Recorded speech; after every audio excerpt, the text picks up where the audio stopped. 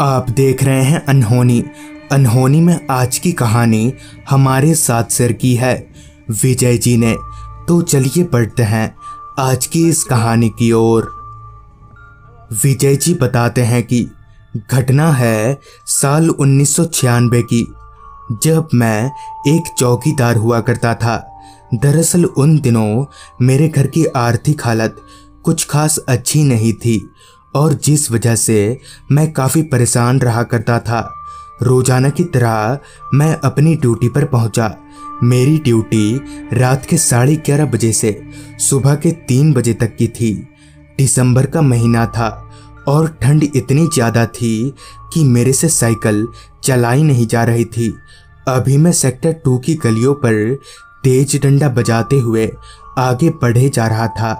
ठंड इतनी ज़्यादा थी कि एक बार को तो मैंने सोचा कि घर चला जाता हूँ, मगर ड्यूटी से बेईमानी करना मेरे उसूलों के खिलाफ था।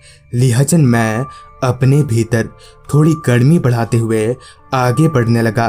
साइकिल चलाते हुए मैं यही सोच रहा था कि आज मुझे फुल जैकेट पहनकर आना चाहिए था। मैं भी कहाँ हाफ जैकेट में आ गया। खैर अब बस 2 ही सेक्टर बाकी रह गए थे। लिहाजन मैं तेजी से साइकिल चलाते हुए आगे बढ़ने लगा। देखते ही देखते मैं आखिरी सेक्टर के पास कब आ गया पता ही नहीं चला।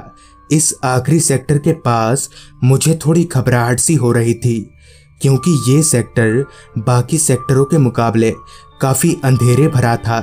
पेट्रोलिंग करते करते रात के लगभग 3 बज चुके थे। अब तक आखिरी सेक्टर की पहरेदारी भी पूरी हो चुकी थी और अंधेरे के साथ ही साथ अब ठंड भी बढ़ने लगी थी। लिहाजन मैं उस सेक्टर के आखिरी इलाके के पास पहुंचा, जहां एक पार्क था। चूंकि मैं काफ़ी देर से पेट्रोलिंग कर रहा था, जिस वजह से मैं काफ़ी थक गया था। लिहाजन मैंने अपनी साइकिल को वहीं पार्क के पास में ही रोक दिया ताकि मैं थोड़ा सांस ले पाऊं। अब मैं अपनी ड्यूटी खत्म करके घर लौटने वाला ही था कि तभी मुझे किसी के चलने की आहट सुनाई पड़ी, जो कि मेरे ठीक सामने से आ रही थी। जिस वजह से मैंने अपनी टॉर्च की रोशनी सामने की ओर डाली। मैं अभी सामने देख ही रहा था कि तभी मेरी टॉर्च की लाइट एक आदमी पर गई, जिसे देखकर मुझे काफ़ी हैरानी हुई कि आखिर इस ठंड में इतनी रात गए यहाँ ये आदमी क्या कर रहा है। मुझे देखते ही वो आदमी मेरे पास आया और एक कागज़ की पर्ची दिखाते हुए बोला, अरे भैया, ये जगह कहाँ है, आपको पता है क्या?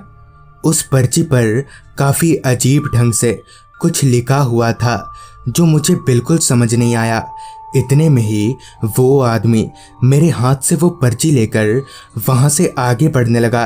भागते वक्त जल्दबाजी में उसका पर्स वहीं गिर गया, पर वो आदमी इतनी तेज भाग रहा था कि कब वो मेरी आंखों से ओझल हो गया पता ही नहीं चला। लिहाजन मैंने उसके पर्स को ज़मीन पर से उठाया और घर की तरफ चल दिया। घर पहुंचकर मैंने उस पर्स को खोला तो उसमें उसी आदमी की एक फ़ोटो थी और 100 का एक नोट था। सुबह होते ही मैंने अपने घर के बगल के थानेदार साहब को पूरी बात बताई। उसके 2-4 दिन बाद मुझे पता चला कि दरअसल वो आदमी वहीं उसी सेक्टर में पहले रहा करता था, पर उसके परिवार के साथ किसी आपसी नोकझोंक की वजह से उसने खुदकुशी कर ली थी और उसकी मौत हुए अब 3 महीने बीत चुके हैं।